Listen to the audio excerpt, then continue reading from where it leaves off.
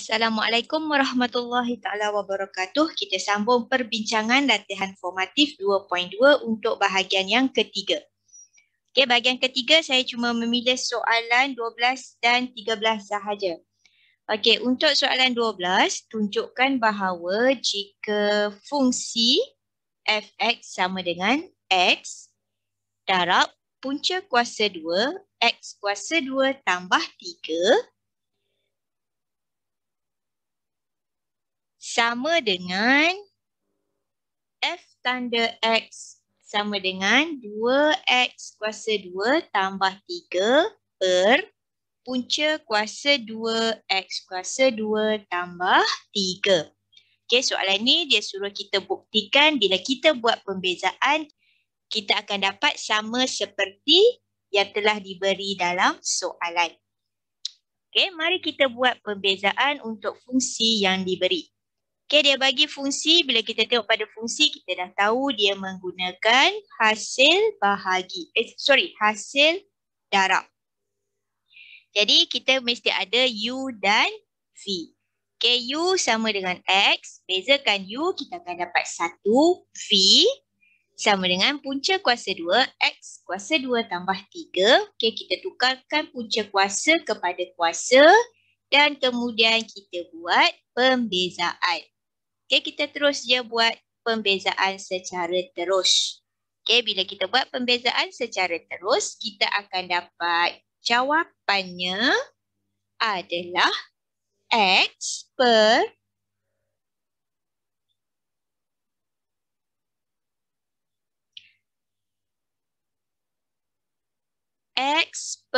punca kuasa 2 X kuasa 2 tambah 3.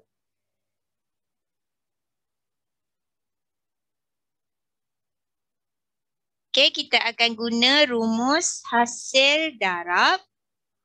Okay, U darab dV per dx tambah V darab du per dx. Jadi, X darab X per punca kuasa 2, X kuasa 2 tambah 3 tambah punca kuasa 2, X kuasa 2 tambah 3 darab 1.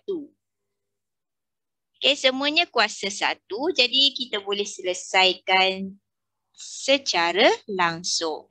Okay, X darab X dalam bracket tu kita akan dapat X kuasa 2 per punca kuasa 2, X kuasa 2 tambah 3 tambah, okay, yang belakang tu kita darab, kita akan dapat punca kuasa 2, X kuasa 2 tambah 3. Okay, bentuk pecahan operasi tambah macam biasa kita kena samakan bahagian penyebut. Jadi, kita akan darab dengan punca kuasa 2, X kuasa 2 tambah 3.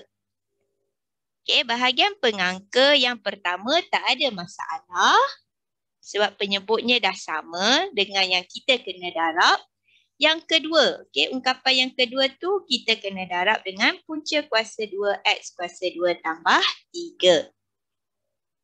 Okey, bahagian penyebut kita akan per dengan punca kuasa 2, X kuasa 2 tambah 3.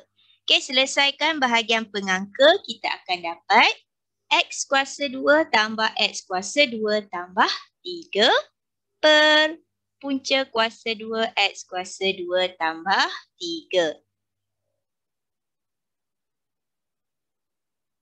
Okey, selesaikan sebab kita boleh selesaikan lagi tu. So, kita akan dapat 2X kuasa 2 tambah 3 per punca kuasa 2, X kuasa 2 tambah 3. Okey, kita tengok jawapan yang kita dapat dengan yang telah diberi dalam soalan sama atau tidak.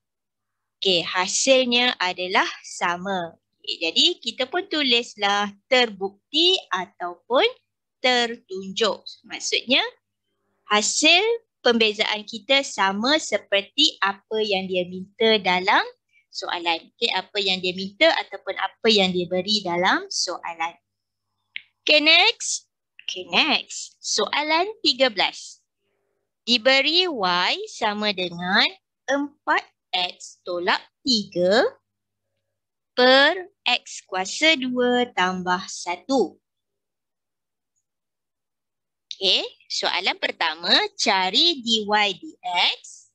Soalan kedua, tentukan julat nilai X dengan keadaan semua nilai y dan dy per dx adalah positif.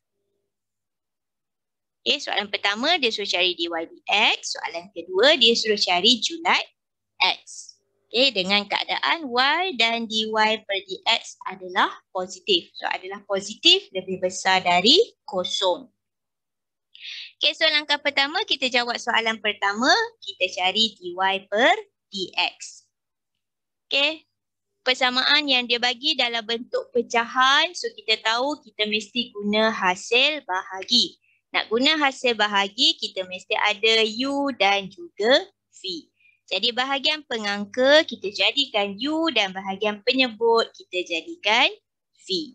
Masukkan nilai dan kita buat pembezaan untuk u dan juga v. Okey, seterusnya nak dapatkan dy per dx, kita akan ganti dalam rumus hasil bahagi. So, x kuasa 2 tambah 1 darab 4 tolak 4x tolak 3 darab 2x per x kuasa 2 tambah 1 kuasa 2.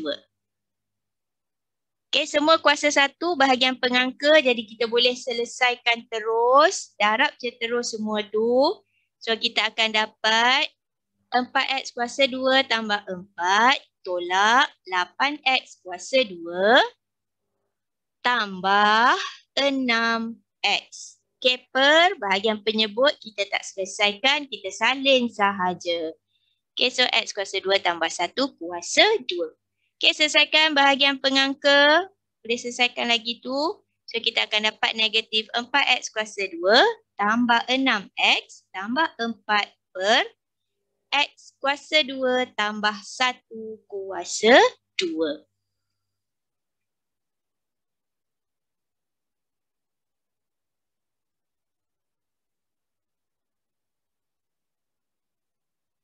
Okey, kita nak jawab soalan seterusnya. Tentukan julat nilai x. So, apa kita nak buat?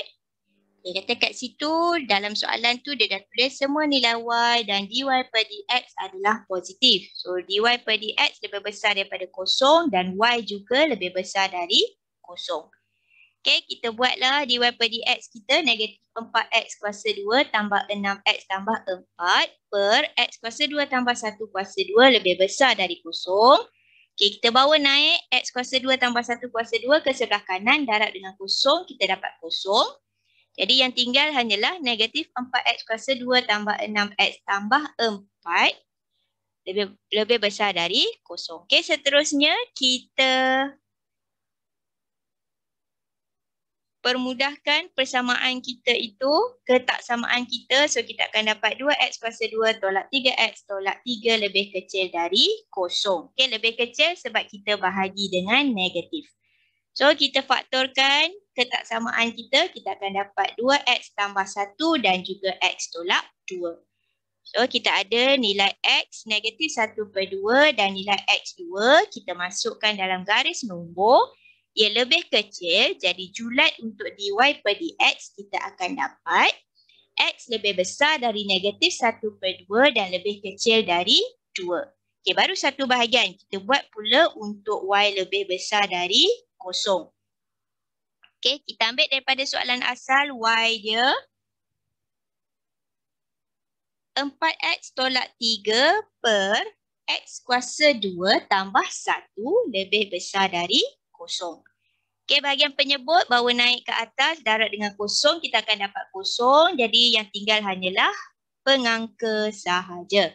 Jadi 4x tolak 3 lebih besar dari kosong, x lebih besar dari 3 per 4. Okay, kita gabungkan. Jawapan yang pertama kita dapat tadi dengan jawapan yang kedua. Jadi jawapan akhirnya adalah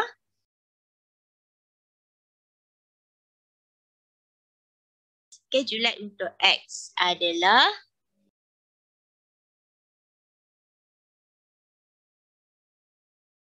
x lebih besar daripada 3 per 4 lebih kecil dari 2. Kenapa tak ambil negatif 1 per 2?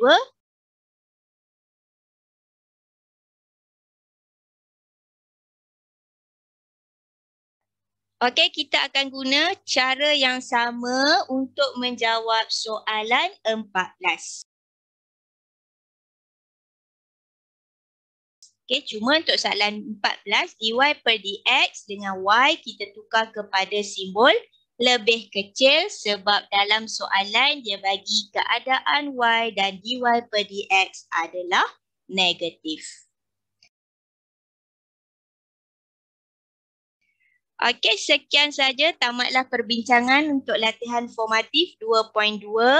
Habis semua, bukan semua, habis sebahagian soalan kita bincang. Semoga ianya bermanfaat kepada anda semua. Okey, terima kasih.